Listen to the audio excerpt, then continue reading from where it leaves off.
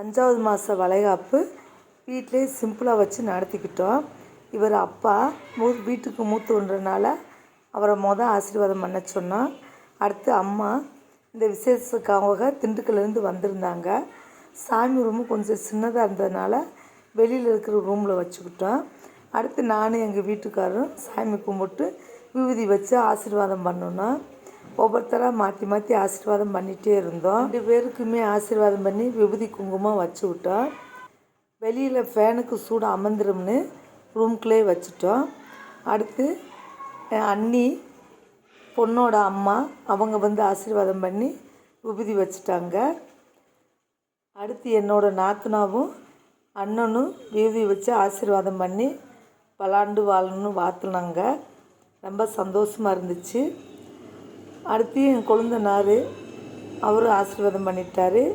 எல்லாமே முன்னாடி சாமி ரூமுக்கு பக்கத்தில் இருக்கிற ரூம்லேயே வச்சு விபூதி வச்சுட்டு அதுக்கப்புறம் ஹாலுக்கு கூட்டிகிட்டு வந்தா. இது எங்கள் அப்பா அம்மா இவங்க வெளியில் வச்சு ஆசீர்வாதம் பண்ணிக்கிட்டாங்க. கீர்த்தனாவுக்கு நாத்தனா முறைக்கு தங்கச்சி பிள்ளைங்க 2 பேரும் மாலை போட்டு பூ வச்சு பொட்டு வச்சு விட்டாங்க. பெரிய பொண்ணு அண்ணனுக்கும் சின்ன பொண்ணு அன்னிக்கும் போட்டு விட்டா. அழகாக இருந்துச்சு. மாலையும் சீலையம்பட்டியில் தெரிஞ்ச பூக்கடை இருக்குது. மாலை பூவெல்லாம் அங்கே சொல்லியிருந்தோம். பஸ்ஸிலே கொடுத்து விட்டாங்க. நீங்கள் ஏப்பா அலையிறீங்க, நாங்களே கொடுத்து விட்றோம்னு இங்கே ஊர்லேயே பஸ்ஸு த்ரூவாக வந்துச்சு, வாங்கிக்கிட்டோம். அழகாக இருந்துச்சு. பூவும் நல்லா மொட்டை கட்டி கொடுத்துருந்தாங்க. அப்படியே ஃப்ரிட்ஜில் வச்சுட்டு மறுநாள் யூஸ் பண்ணிட்டோம். நல்ல நேரம் முடிவுக்குள்ளே பூ வச்சுட்டு வளையல் போடணும். வேகமாக வேலையில் பார்த்தாங்க. அதாவது தலைக்கு எவ்வளோ பூ வச்சாலும் நம்ம கேர்பன் குத்தினோம்னா பூ விழுந்துடும். அதனால் ஊக்கில் அந்த நூலெல்லாம் மாட்டி தலையில் கோர்த்துட்டு அதுக்கப்புறம் அந்த ஊக்கை சேர்த்து கேர்பன் குத்தினோம்னா பூ இழுக்காமல் நல்லா இருக்குன்னு இந்த மாதிரி வச்சு பாருங்கள். அதுக்கப்புறம் சந்தனம் போட்டு எல்லாம் வைக்கணும். எல்லாம் ரெடி பண்ணிகிட்டு இருந்தாங்க. பூவை பூ வைப்பாங்க. இப்படி விசேஷ டயத்தில் கேப்பு நட்டை நிறைய 2-3 வாங்கி வச்சுக்கலாம். எதுப்பத்திலே வச்சுக்கோங்க. ஏன்னா டைம் கம்மியாக இருக்கும், சீக்கிரம் ரெடி பண்ணணும். அதுக்காக எனக்கு நிறைய கேர்பன் குத்திட்டா பூ விழுகாமல் அழகாக இருக்கும். பூ வச்ச பின்னாடி சேரில் உட்கார சொன்னாங்க.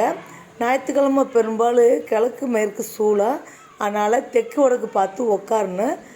தெற்க சேரை போட்டு வடக்கு பார்த்த மாதிரி உட்கார வச்சாச்சு. அதுக்கு பின்னாடி நாத்தனா முறைக்கு பெரிய பிள்ளை சந்தனம் போட்டு குங்குமம் போட்டு வைக்க ஆரம்பிச்சிட்டா. ஏன்னா நல்ல நேரம் 1/2 மணி நேரம் 1 மணி நேரம்தான் இருக்குது. அதுக்குள்ளே அவங்கள பொட்டு வச்சு சாப்பிட வேற வைக்கணும். ஃபஸ்ட்டு சந்தனத்தை எல்லா பக்கமும் வச்சுட்டு 2வது குங்குமம் வைக்கணும். பெரிய பிள்ளை அவங்க அன்னிக்கும் சின்ன பிள்ளை அவங்க அண்ணனுக்கு வைக்கிறதுக்கு பக்கத்தில் நின்றுருந்தா. நான் வந்தவங்கள அதுக்கு முன்னாடி வந்தவங்கள பார்க்கல. புதுசாக வந்தவங்கள எல்லாத்தையும் வாங்கன்னு கூப்பிட்டாச்சு. என்னதே நம்ம பக்கத்தில் இருந்தாலும் நம்ம வீட்டுக்கு வந்தவங்கள வாங்கன்னு சொன்னாத்தே அவங்களுக்கு மரியாதை நினைப்பாங்க. பார்த்தவங்க எல்லாத்தையும் வாங்கன்னு கேட்டாச்சு. அதுக்குள்ளே பெரிய பிள்ளை சந்தனத்தை அன்னிக்கு எல்லா பக்கமும் வச்சுட்டா. அதுக்கப்புறம் சின்ன பிள்ளை வைக்கிறதுக்கு ரெடியாக இருந்தா. மாப்பிள்ளைக்கு அன்னி முறைக்காரவங்க தான் வைக்கணும்னு சொன்னாங்க. இவங்க பெரிய அண்ணி கீர்த்தனாவுக்கு அக்கா, அவங்க மாப்பிள்ளைக்கு வச்சு விட்டாங்க.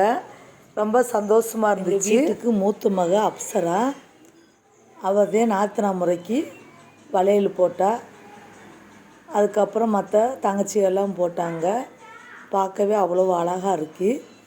நம்ம ஏன் வளையல் போடுறோம்னா வயிற்றில் இருக்கிற குழந்த அந்த வளையல் சத்தத்தை கேட்டு சுறுசுறுப்பாக இருக்கும்.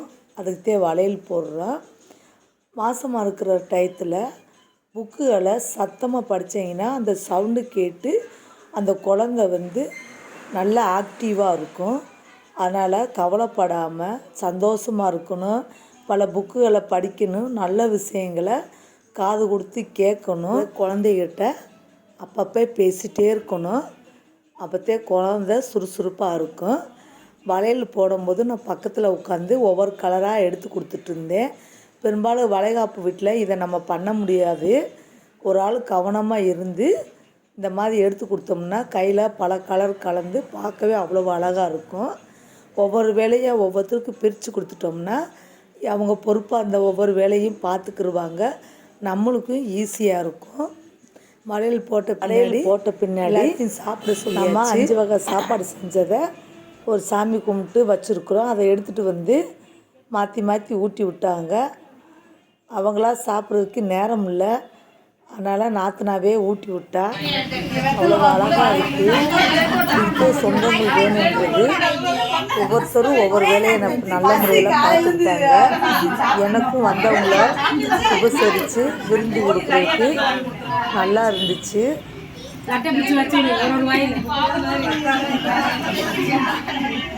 எல்லா பேருக்கும் கூட்டணும்லாமா? ஒரு ஆள் இல்ல, எல்லாரும் கூட்டணுமா? ஒரு ஆள் எல்லாரும் கூட்டாங்க. ஊட்டி உடனே இலைய வச்சு அடைச்சிக்கிறேன் அப்படியே.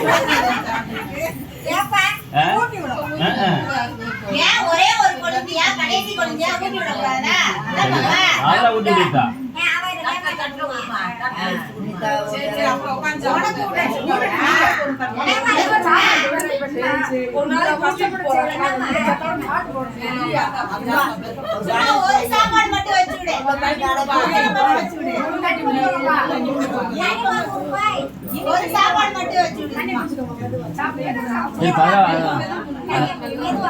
அவன் பண்ணிட்டு அவனை குட்டி விடு.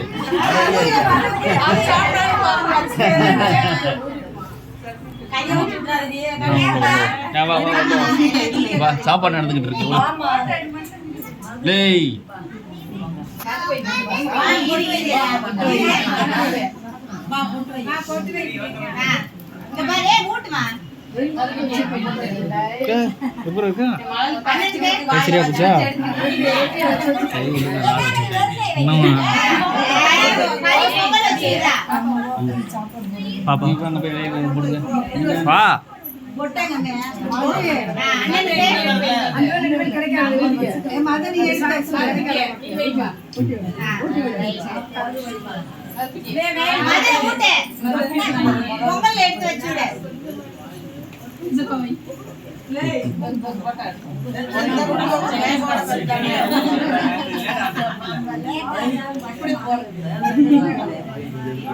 தம்பி ஒய்ஃபு வந்து அவளும் குங்குமம் வச்சுக்கிட்டு ஆசீர்வாதம் வந்துட்டாங்க. வந்து அவங்களும் சாப்பாடு ஊற்றுறதுக்கு முன்னாடி நின்றுட்டாங்க. இது கீர்த்தனாவுக்கு அக்கா பொண்ணு பாப்பா அவ்வளோ சந்தோஷமாக சாப்பாடு ஊற்றுவது. ஒரே சிரிப்புக்கு வெக்கத்தை பார்க்கணும் பிள்ளைகளுக்கு. அவ்வளோ சந்தோஷமாக இருக்குது. தம்பி மையம் பக்கத்துலேயே நின்று என்ன செய்கிறதுன்னு பார்த்துட்டு மாதம் கேமராமேனை கூப்பிட்டுக்கலான்னு செல்லில் எடுத்துட்டோம். சாப்பாடு ஊட்டி எல்லா வேலையும் முடிஞ்சிருச்சு. வந்த உறவுல சாப்பிட கூட்டிட்டு போனோம். ஃபஸ்ட்டு பொங்கல் வச்சாங்க. 5 வகை சாப்பாடு, சாம்பார், ரசம், அப்பளம் வச்சுருந்தோம். அதுக்கப்புறம் புளி சாதத்துக்கு மஞ்சள் போட்டால் லெமன் சாதமும் இதுக்கு வித்தியாசம் தெரியாதுன்னு சொல்லி மஞ்சள் போடாமல் வச்சுருந்தாங்க. தயிர் சாதம், தக்காளி சாதம், அப்புறம் லெமன் சாதம், கத்திரிக்காய் முருங்கைக்காய் போட்டு புளி கூட்டு வச்சுருந்தோம். அவ்வளோ நல்லா இருந்துச்சு. நான் சாம்பார் சாதத்தை வைங்க, அப்போத்தான் வீடியோவில் என்னென்ன சாப்பாடு வச்சுன்னு பார்த்துக்கலான்னு சொல்லி வெள்ளை சாதம் வச்சு சாம்பார் ஊற்றி அதில் கொஞ்சம் ரசமும் ஊற்றி ஒரு அப்பளத்தையும் வச்சு நல்லா பசி. நானும் இடையிலே உட்காந்து சாப்பிட்டுட்டேன். அவ்வளோ டேஸ்ட்டாக இருந்துச்சு எல்லா சாப்பாடும். சமையல் வந்து உள்ளூர்கார் இருளப்பை மாமா நல்லா சமைப்பார். எல்லா சாப்பாடுமே நல்லாவே ருசியாக இருந்துச்சு. நீங்களும் சமையலுக்கு வேணும்னா வாட்ஸ்அப் நம்பருக்கு மெசேஜ் பண்ணுங்கள்.